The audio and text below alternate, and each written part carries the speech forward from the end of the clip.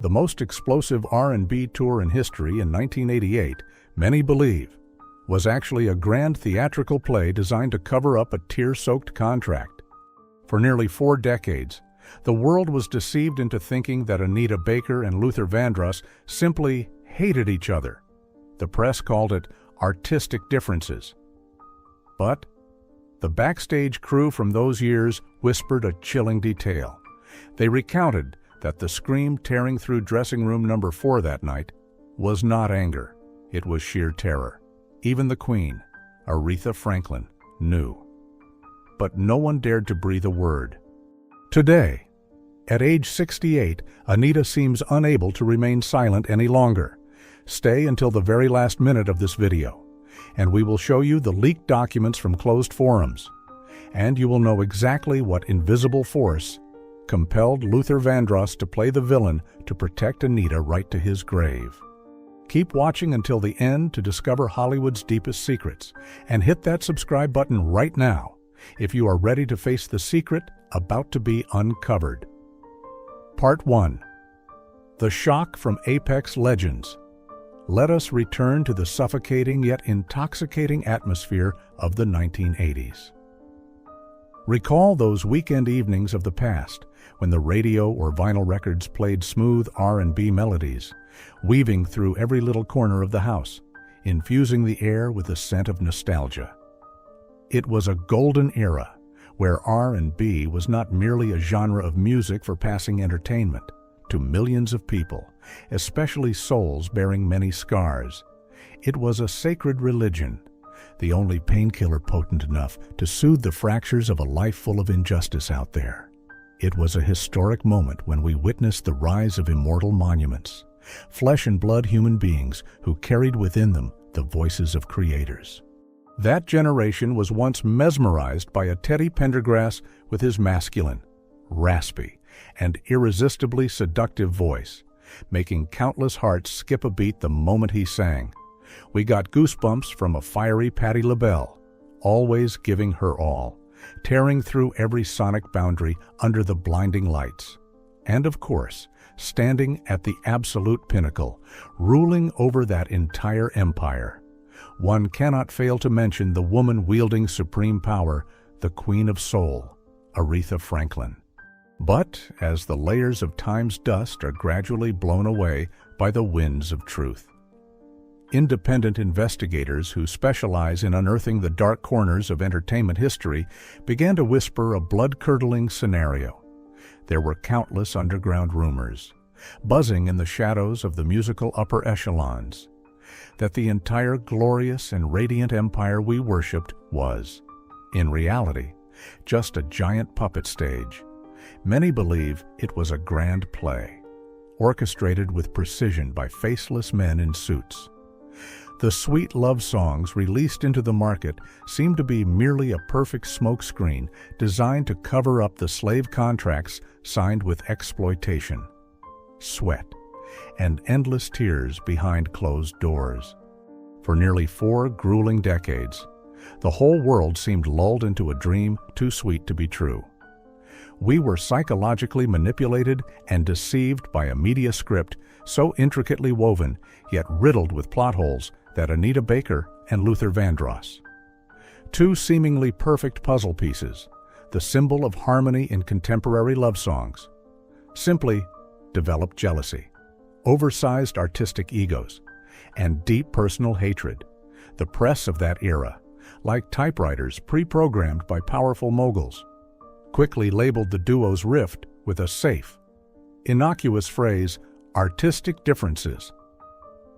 It was a perfect linguistic shell to appease the boiling wave of public opinion, so fans would only click their tongues in regret and quickly forget the incident to keep buying records. However, the low-level staff lingering behind the scenes in those days, the insignificant people sweeping the dark corridors or silently adjusting every audio cable, frequently whispered to each other about a much darker and more suffocating reality. To understand the severity of the secrets truly buried, perhaps we need to step into a haunting slice of memory, recounted through the lens of a former reporter for a prestigious music magazine at the time. This word-of-mouth tale takes us to the setting of a glamorous post-Grammy Awards party in the early 90s. The space inside the luxury hotel was flooded with the scent of expensive perfume, mixed with the smell of premium cigars. The sound of crystal champagne glasses clinking echoed, interspersed with the gold-flecked smiles of the elite. At the center of the brightly lit room, the Queen of Soul, Aretha Franklin, stood surrounded by admiration, projecting an aura of unrivaled power and splendor. At that moment, a young journalist, perhaps too passionate in the pursuit of truth, or perhaps yet to fully grasp the blood-soaked, unwritten rules of the entertainment world, bravely slipped past the bodyguard perimeter and dropped a question that was definitely not in the pre-approved script, ma'am. As a predecessor, what do you think about your two exceptional juniors, Luther and Anita? Vowing to never look at each other again after the Heat tour. The rare witnesses present at close range that night recounted that. The very second the names Luther and Anita were accidentally placed side by side, the air around Aretha seemed to freeze unnaturally. The powerful, confident smile on her lips vanished in a millisecond. There was absolutely no anger or annoyance of a bothered diva. Instead, her eyes darkened, her pupils contracted, revealing a fleeting gaze of profound unease and sheer terror. A chilling silence enveloped the few square meters around her. The Queen of Soul abruptly turned around, refusing to comment a single word, her lips pressed tightly together. And instantly, as if pre-alerted, the towering bodyguards with stone-cold faces hurriedly parted the crowd, forming a wall of flesh to escort her out of that increasingly suffocating room with extremely hasty steps. This bizarre incident became a haunting ripple in the minds of those who witnessed it. Why would an iron-willed woman, fearing neither heaven nor earth, who had stood up to fight for so many rights of the community, suddenly choose to turn a blind eye, retreating deep into the shadows instead of stepping forward to speak a word of justice for her juniors? That terrifying silence, tinged with a sense of flight from Aretha, sparked the darkest theories among the underground informants. Did the Queen of Soul accidentally see? Or was she tipped off about something so profoundly dark, far beyond the imagination of ordinary people, a filthy secret, a vicious pact made behind the rotting velvet curtain, making even a monument like her not dare to utter half a word out of fear of ruthless retribution from some invisible force pulling all the strings in Hollywood? And today, some top-secret documents, once buried under multiple locks, are beginning to leak in ciphered forms on the deep web forums of dark web hounds. Those blood-stained puzzle pieces are slowly patching together a brutal story, 10,000 times more horrifying than the honeyed words the press once spoon-fed the public. Part 2: The Mirage of Glory and Whispers in the Dark. Before darkness swallowed everything, people still sang praises of Anita Baker and Luther Vandross as a flawless love song, a sacred union ordained by the divine realm itself, standing on colossal stages, amidst a sea of glorious light, under showers of brilliant fireworks and the roaring cheers of tens of thousands of people. The public seemed merely hypnotized by a couple whose yin and yang harmonized so eerily well. There, the soothing melodies, Luther's silky, smooth vocal runs tightly intertwined with Anita's deep, warm, and agonizingly soulful contralto. Music critics in prestigious magazines like Jet or Ebony back then spared no praise, likening their voices to the only panacea potent enough to soothe the hardships, bitterness, and hidden tears of an entire generation. They were the representatives of love, of healing, of glittering pink American dreams. Yet, there is a brutal unwritten rule in Hollywood: the brighter the light shines, the darker and more distorted the shadow cast upon the brick floor will be. The perfection we saw, the radiant smiles they exchanged on magazine covers, according to many underground whispers in the upper echelons, were actually a meticulously crafted mirage. For the elite manipulating the entertainment industry, the faceless power brokers. Puffing cigars in leather-upholstered offices on the top floors of skyscrapers, the relationship between Anita and Luther was defined by a deeply cynical phrase reeking of money. Many buzzing whispers from high-level managers, the puppet masters behind the velvet curtain of that era, suggested that hidden behind the radiant smiles, the flawless arms around shoulders meant to please the fans, were suffocating, coercive negotiations. The underground buzzed with rumors about the existence of grotesque agreements, where no recording devices or cameras were permitted to operate. For you to truly feel the stifling, breathtaking atmosphere that our two legends had to endure, let us listen to a haunting slice of memory. This is a narrative timidly revealed by a former backup singer on an R&B nostalgia forum not long ago. Someone who witnessed firsthand the bizarre occurrences in a closed recording session in Los Angeles in late 1987. She recounted that it was a freezing winter night. The recording studio was located deep in a basement, without a single window slit. The clicking sound of the air conditioner working at full capacity tore through the silent space, blasting out bone-chilling streams of air. In the middle of the large room, littered with black cables coiled like venomous snakes, our two massive stars stood before the microphones. But there was absolutely no musical transcendence. According to the former backup singer, Anita Baker's eyes at that time constantly darted toward the dark corner of the room through the thick soundproof glass, carrying an extreme level of vigilance. Her small shoulders occasionally trembled violently, her hands clasped together so tightly that her knuckles turned stark white. As for Luther Vandross, a man famous for his massive build, dignified demeanor, and ever-present warm smile, he wore an ashen, haggard face.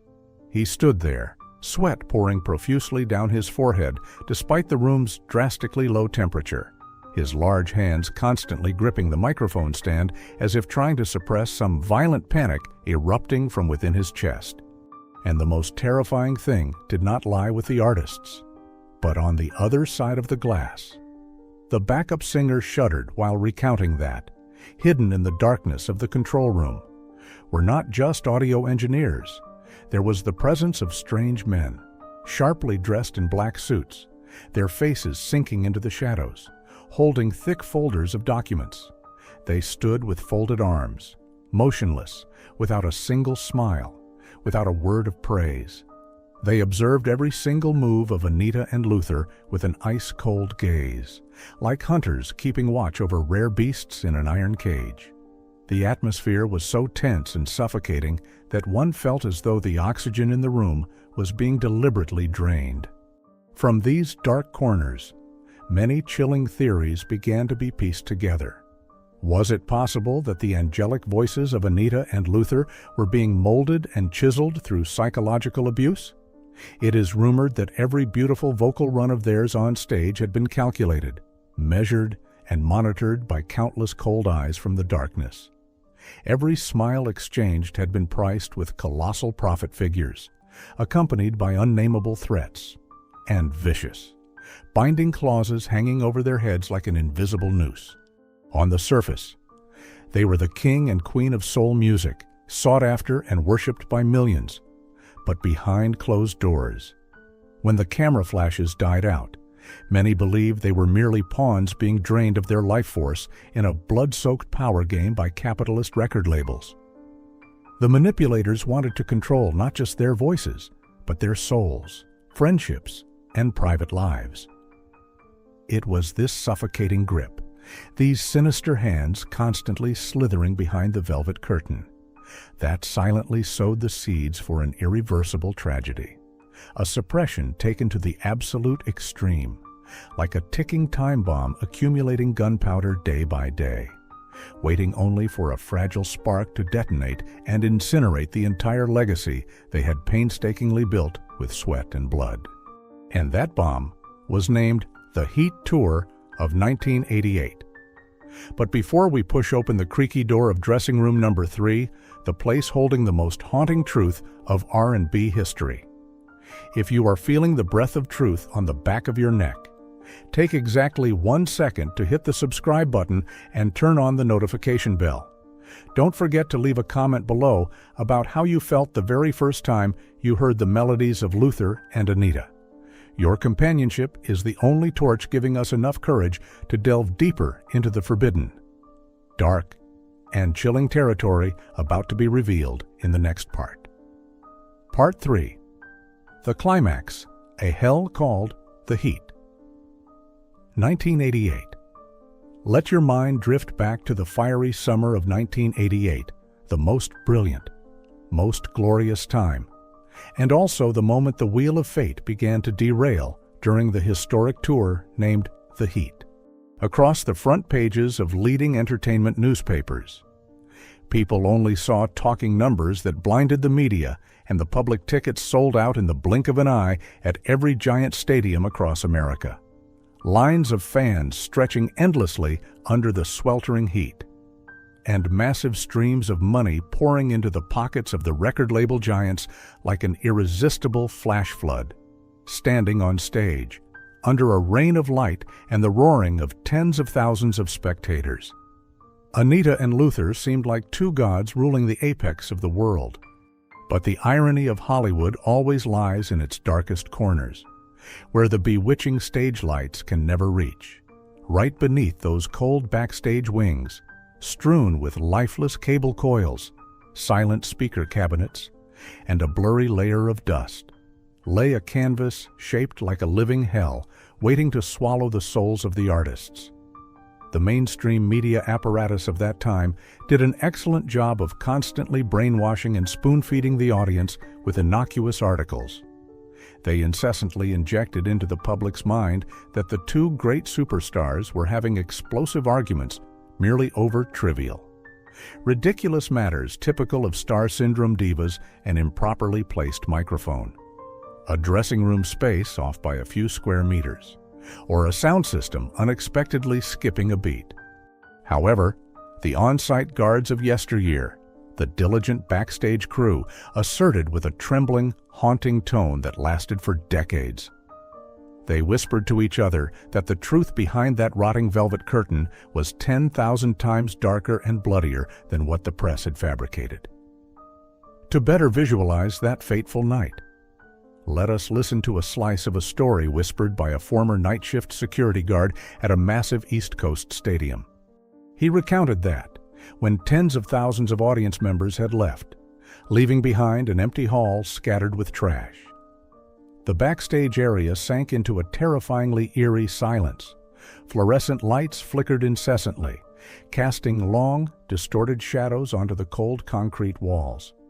As he was patrolling past the corridor leading to the VIP suites, a jarring sound suddenly erupted from dressing room number 4, tearing through the thick atmosphere. The former security guard swore to God that the sound echoing from that closed door was absolutely not the bickering or cursing of two stars fighting for power. There was no sulking or artistic ego involved. Instead, it was a choked scream, a desperate cry for help filled with the sheer terror of a human being pushed to the brink. The sound resembled the sob of a wounded little beast, facing something far beyond the endurance limit of a normal person, a threat of a slaughterous nature. And this chilling mystery would perhaps have been buried forever, had it not been for the appearance of a document file allegedly leaked and circulated in drops on the dark web over the last few years. In those yellowed, declassified pages, a horrifying piece of evidence is mentioned: the diary of a veteran lighting technician. What makes mystery decoders shudder is that this lighting technician died extremely suddenly and under highly suspicious circumstances in a horrific car crash in 1995, taking with him many secrets that authorities never brought to light. His car burst into spectacular flames on a deserted stretch of road, and all investigations were quickly closed with the phrase, "accident due to loss of control." But before vanishing from the world so opaquely, this man allegedly managed to jot down a chilling, trembling sentence in the crumpled notebook he always carried with him on that night at dressing room number 4 in 1988. I was walking by and accidentally caught a glimpse through the crack of the door when it accidentally opened a tiny fraction. I swear to God, I saw Luther choking on his tears with my own eyes, a massive, powerful, and ever-proud man collapsing on the sofa, both hands clutching his head in utter helplessness and agonizing pain, his shoulders shaking in waves. As for Anita, she wasn't yelling. She was trembling, cowering like an abandoned child in the corner of the room, her eyes full of panic and pleading glued to the dark figures standing with their backs to me. And it seemed there was some immensely powerful, invisible force, cold men in tailored suits, standing from above, looking down and directly pronouncing judgment, deciding their fates right in that dark, suffocating room. From this single, deeply panicked diary entry, a chilling theory began to kindle, flaring up powerfully and shaking the firmest beliefs of the soul music fan community. Could it be that, all this time, millions of us have been completely led by the nose and wrongly blamed Luther Vandross? Could it be that he never harbored the malice of a tyrannical bully? Many believe that, in that suffocating night, Luther was voluntarily gambling his illustrious reputation, transforming himself into a tyrant, an obnoxious figure in the eyes of the media and the audience, solely to shield Anita's small frame from the blood-stained claws of the record label elite. Even more bitterly, some underground sources from former paparazzi whispered the rumor that it was actually Anita Baker who accidentally held a fatal piece of evidence. Some adamantly believe that she was hiding a secret audio tape, a lethal weapon with the power to destroy an entire billion-dollar music empire, exposing the disgusting crimes, the money-laundering schemes, or the slave contracts of the upper echelons, and to protect Anita's fragile life, to prevent the powerful from eliminating her right in the dead of night. Luther was forced to step up and play the most cruel villain. The theory poses he had to intentionally create a loud scandal, hurling bitter insults in front of everyone just to intimidate Anita, pushing his only soulmate far away from the dangerous vortex. Luther accepted letting the whole world hate him, accepted bearing a bad name for eternity, just in exchange for the absolute safety of the woman he deeply cherished. But what the investigators discovered next after the door to dressing room number 4 was closed forever, opened up a dark era, a deadly silence lasting for decades, and one that still haunts us to this very day. Part 4. The Deadly Silence and the Promise of Exchange. Ever since that historic concert night reeking of deathly suspicion in 1988, the public never again had the chance to see these two musical legends sharing the same frame. Not a single polite smile, not a single forced handshake, and absolutely, over the decades, never another affectionate gaze exchanged under the stage lights, an invisible wall of ice, cold and ruthless, was officially erected between them, wiping out the faintest hopes of millions of fans for a historic reunion. Both locked themselves in their separate musical orbits, awkwardly dodging each other's names in every interview. Whenever reporters intentionally touched the wound named the Heat, it is said that the complexions of both Luther and Anita would change bizarrely. It was as if the other's name was no longer a memory, but had transformed into a venomous curse, a blood-soaked forbidden land that anyone who accidentally stepped into would have to pay for with their life. The wheel of time just kept rolling, crushing everything, leaving behind tormenting nostalgia and unanswered enigmas in the hearts of generations who grew up with their cassette tapes and vinyl records. And then, on a gray, somber day in July 2005, the sky of the R&B world seemed to collapse. The eternal departure of the great male vocalist Luther Vandross after a long battle with illness seemed to have taken with him all the most horrifying secrets, burying them forever beneath 6 feet of cold earth. Audiences worldwide mourned. The press apparatus simultaneously wrote tearful eulogies praising his massive legacy.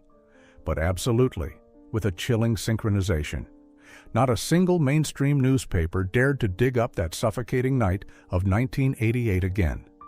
They unanimously chose oblivion, as if there was a secret directive from the elite forcing everyone to zip their mouths shut.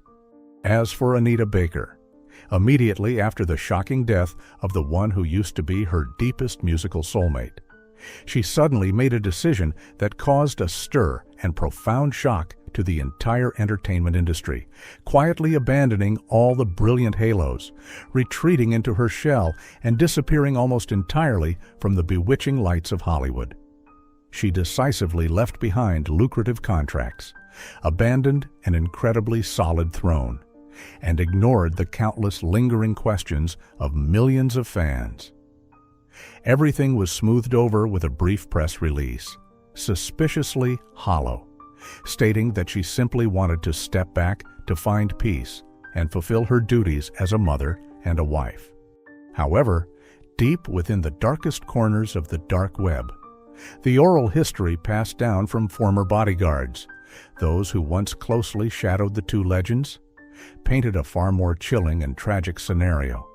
Many astute music lovers hold a fierce belief that an exceptional talent in her prime, carrying a burning artistic fire like Anita, would never voluntarily relinquish her throne so easily and silently. In reality, a dark theory that makes anyone shudder upon hearing it was proposed.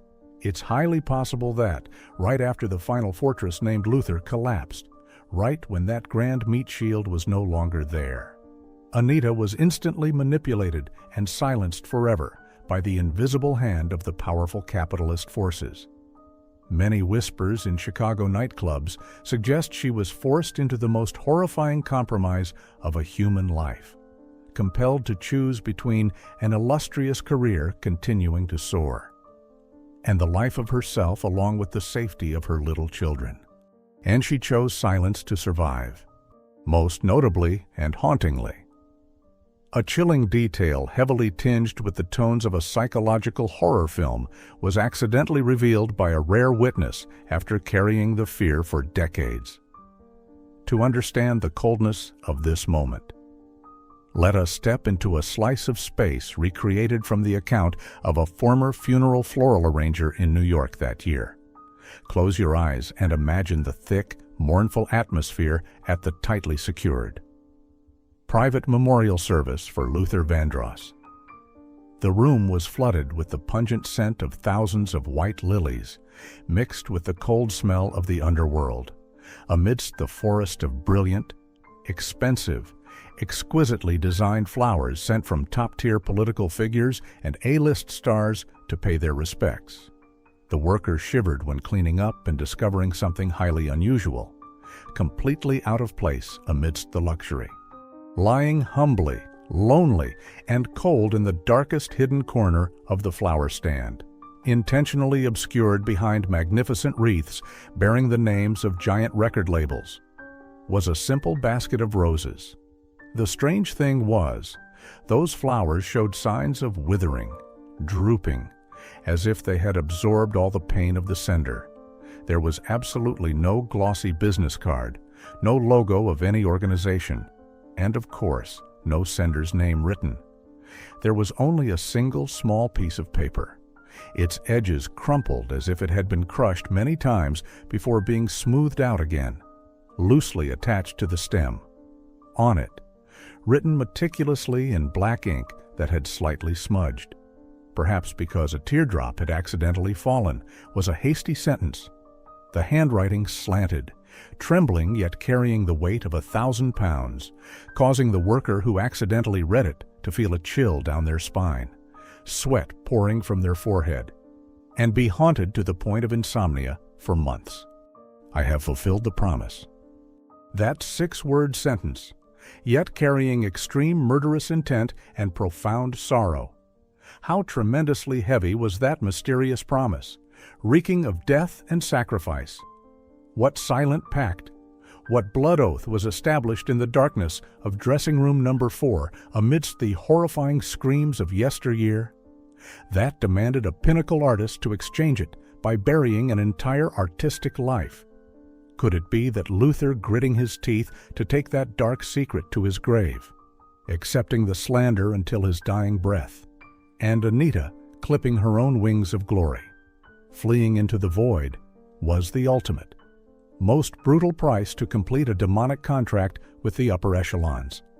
In order to keep each other alive, a few independent investigative journalists once stayed up many white nights to string the events together, and they seemed to dimly recognize a pattern.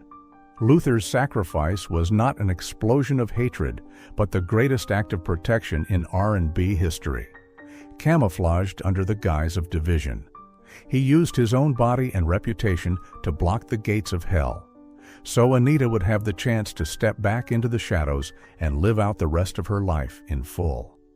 But some people immersed in decoding Hollywood's secret files believe that the true story of a legend's ultimate sacrifice has not yet reached its conclusion. The darkness is only temporarily slumbering beneath the muddy earth, waiting for the day to be awakened by the bravest ones. And perhaps that day has come. What investigators discover next in a concealed document file will overturn everything we thought we knew. Part 5. At age 68, the truth from the abyss and cliffhanger. Now, as the wheel of fate ceaselessly turns, bringing Anita Baker to the age of 68, a twilight age where the setting sun of life begins to cast long shadows over brilliant memories. This is also the time when many music history decoding experts whisper to each other that the strictest non-disclosure agreements, the most lethal threats from the capitalist elite of the 80s, are also gradually rotting, tearing apart, and permanently losing their legal validity. The giant drop of water containing nearly 4 decades of resentment seems to have finally reached its limit and overflowed the glass. No power can force a woman who has walked almost her entire life to continue carrying a brutal secret to the grave in silence. Recently, in the suffocating hidden corners of underground jazz clubs in Detroit, insiders have begun buzzing again, passing around fragmented pieces of information, leaked from those who stood closest to the female singer during her years of seclusion. An anonymous source, claiming to be an independent manuscript editor, vaguely hinted on a dark web forum that Anita Baker is currently locking herself in a tightly sealed study for months on end.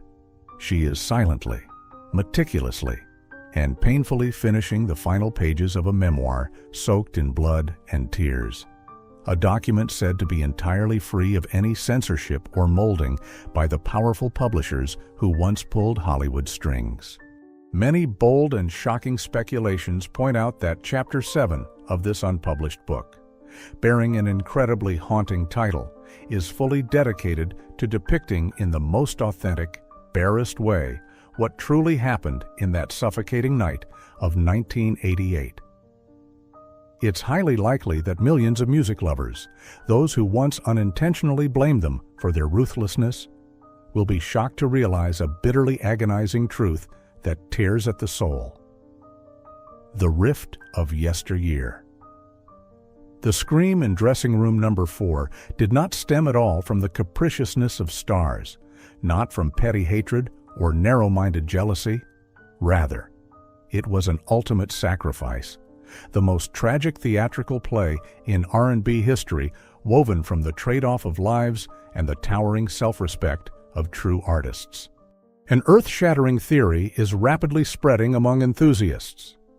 Delving into the darkest corners of the human psychological structure, could it be that Luther Vandross never was, and never has been, an arrogant, tyrannical bully, like the rotten media system of that time fabricated to brainwash the public, was the giant man with the velvet-smooth voice and incredibly warm heart merely biting down hard, swallowing tears of resentment inward? They whisper that, in that desperately dark night, Luther was forced to go against his own benevolent nature, creating an extreme contradiction within the man himself. He voluntarily threw away the laurel wreath, donning the pitch-black cloak of the most vicious villain, bearing the eternal stigma from millions of audiences, solely to turn himself into a human shield. All those fake actions, the bitter insults in front of the crew, might have just been a final desperate attempt to protect, to become a living shield preserving the life and absolute safety of Anita Baker against the razor-sharp knife of the sinister capitalists. He chose to become a demon in the eyes of the public, to be a savior in her own personal darkness. Regardless of what percentage of truth lies in those gloomy whispers, those seemingly crazy theories buzzing in the shadows, it has forever gouged a gaping black hole, bleeding and altering the entire history of American soul music. We have forever lost a symbol of healing, and instead have a story of a deeply convoluted separation where the price paid was an entire human life. But don't be so quick to believe that everything is over, because what independent investigators discover next, through leaked relics, once again pushes the entire affair into a chilling, cold, and more haunting dead end than ever. There are underground sources from former legal personnel revealing that, inside an unpublished draft will of Luther Vandross, a hastily handwritten document, tightly sealed in a safe and heavily guarded for decades, mentions the existence of a single audio recording from 1988. Where exactly is that tape lying? Who is the one holding the weapon with enough destructive power to topple an entire billion-dollar entertainment empire? And what makes people shudder the most is why. Right next to the trembling handwriting mentioning the tape is Anita Baker's name circled in red with a deeply baffling, blood-soaked symbol. Is it a chilling warning, a coded cry for help, or a final dying wish sent back to the mortal realm from the world of the dead to this very day? These enigmas remain a dark unknown, causing extreme obsession for both authorities and those who have inadvertently ventured down the path of digging deep to uncover this secret. Ultimately, when looking back at the faded documentary footage tinged with the color of time, what do you think about that horrifying concert night at dressing room number 4 in 1988? Could it be that, from then until now? For the past 4 decades, Anita Baker is still struggling alone, bowing her back to shoulder Luther's final dark secret to protect what is left. Share your theories, thoughts, and most genuine feelings right in the comments section below, so we can together uncover every puzzle piece of this brutal history. Do not let silence continue to cover up the darkness and crimes.